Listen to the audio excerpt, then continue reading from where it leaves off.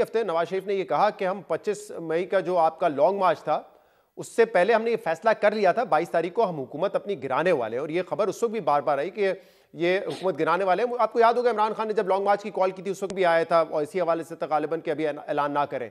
और इसके बाद परवेज खटक आपकी पार्टी के रहनुमा वो कह चुके हैं कि 3 से 4 मौके हमें मिले कि हम इलेक्शन में चले जाते हैं। असद उमर साहब ने भी ये बात की कि हमें ऐसे मौके मिले, खासतौर पे जब सुप्रीम कोर्ट ने कमेटी बनाई मुज़ाकरात की, उस वक्त भी आपके पास ये मौका था। 9 मई नहीं हुआ था, इलेक्शन की तारीख आपको मिल सकती थी। आपकी राय में क्या मिसकैलकुलेशन हुई है तरीके इंसाफ से? वहां पे जब इलेक्शन मिल रहा था ले लेना चाहिए था। देखिए, ये एक बहुत बड़ा इफ है कि अगर इलेक्शन हो, अगर हमें मिल जाता उस वक्त या नहीं।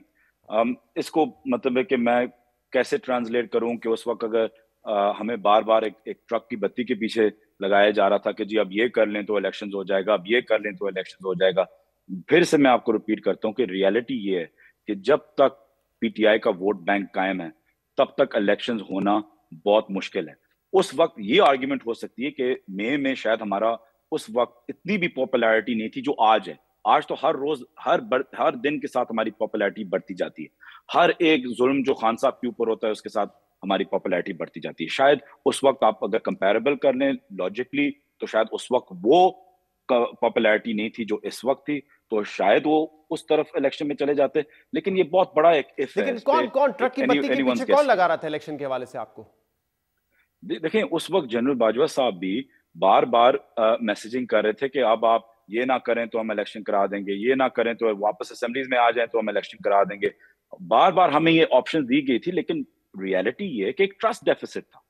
हम उसी इंसान की बात माने जो हमें बार बार कह रहा था कि कोई वोट ऑफ नो कॉन्फिडेंस नहीं हो रहा, कोई आपके खिलाफ कोई साजिश नहीं हो रही, कोई हम डेमोक्रेसी को 5 साल रहने देंगे, ये करेंगे।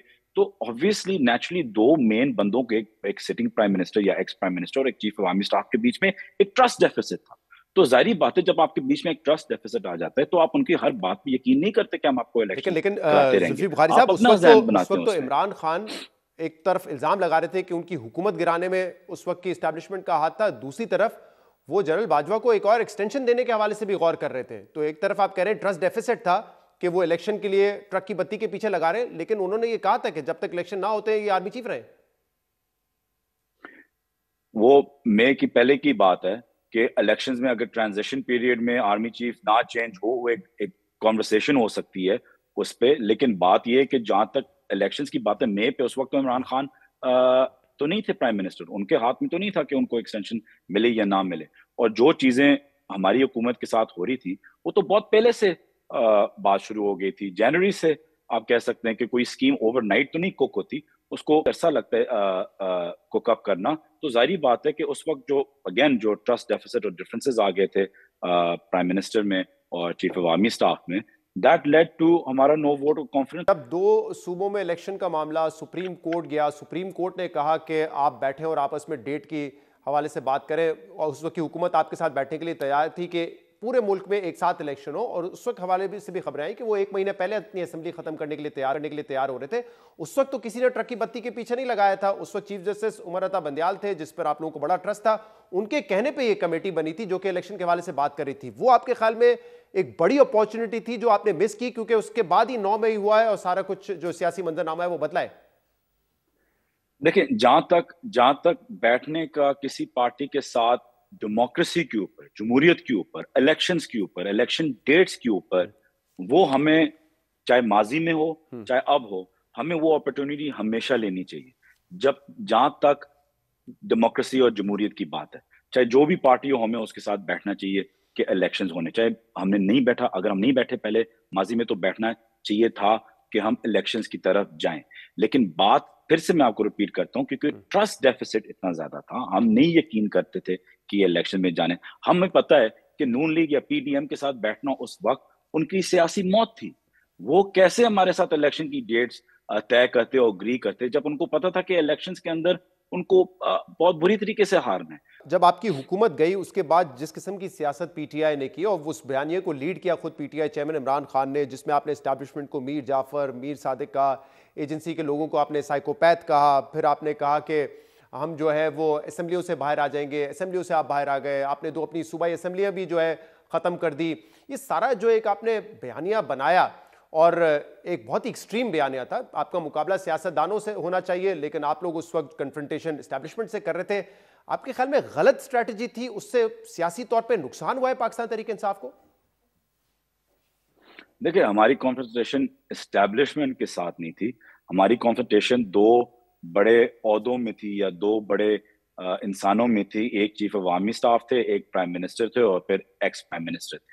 कॉन्फ्रंटेशन उन दोनों के बीच में थी, again due to a trust deficit. ये आप तो जनरल जाहिर बात है कि बाजवा की बात को कर रहे हैं। एग्जिस्टेंस उस वक्त दोनों जी दोनों की उस वक्त को एग्जिस्टेंस पॉसिबल नहीं थी, क्योंकि दोनों में ट्रस्ट डेफिसिट था, दोनों में इश्यूज थे, कॉन्फ्रंटेशन थी।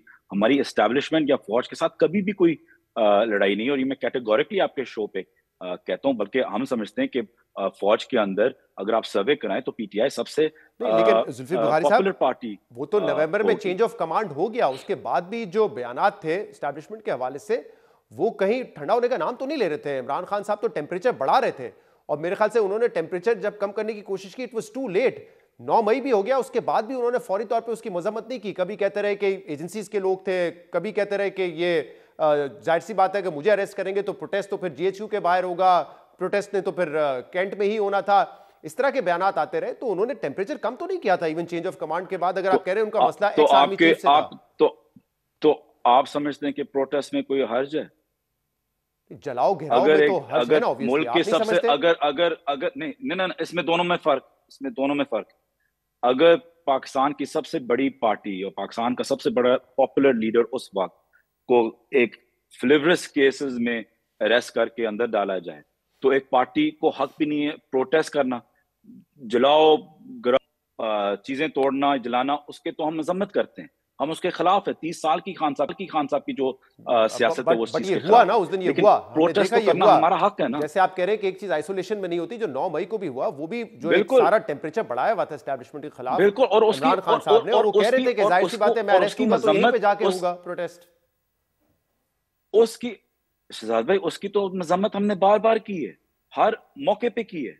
लेकिन अगर ये कहना कि एक इंसिडेंट जिसकी सबने मजम्मत की है, एक इंसिडेंट के पीछे आप सारी लीडरशिप को जेल में डाल दें, लोगों को अगवा करके उनको टॉर्चर करें, 13,000 बंदे जेलों में जाएं, खवातीन के साथ सलूक वो करें जो कभी पाकिस्तान में नजर नहीं आया, चार दीवारी की कोई तमीज ना हो, उस चीज की, घरों के अंदर जाके रेड्स करना, तोड़ना फोड़ना, फेक एफआईआर करना, एक पाकिस्तान की सबसे ये ग्रास रूट बात दुरुस्त लेवल, है नेशनल लेवल जुल्फी साहब। पार्टी को डिसमेंटल करना। अगर आप समझते हैं कि ये जो एक अफसोसनाक वाकया हुआ है, इस चीज को जस्टिफाई कर रहा है जो मैंने आपको अभी बयान किया है, तो फिर तो हम कभी नहीं आगे जा सकते। जुल्फी एज अ बुखारी मुल्क साहब, हम कैसे जाएंगे आगे एक प्रोपोर्शनेट कौम की तरह, अगर हम इससे आगे नहीं जा सकते? हम ऑब्वियसली जो बार बार एक ही चीज के ऊपर स्टक हुए हुए नहीं हैं नहीं, कि इसको 9 मई क्लियर कर को, लें जुल्फी खान साहब। हम जो 9 9 मई को मई को हुआ स्टक हुए हुए हैं, लेकिन नहीं नहीं, 9 हम मई इस को चीज जो को हुआ स्टक नहीं हुए उसके बाद कि एक सियासी मंजरनामा बदला। 9 मई की जो सूरत हाल थी, उस प्रोटेस्ट को जस्टिफाई नहीं किया जा सकता, वो गलत था, उसको कंडेम करने की जरूरत है। बट ये आपकी बात दुरुस्त है, जो रिस्पॉन्स है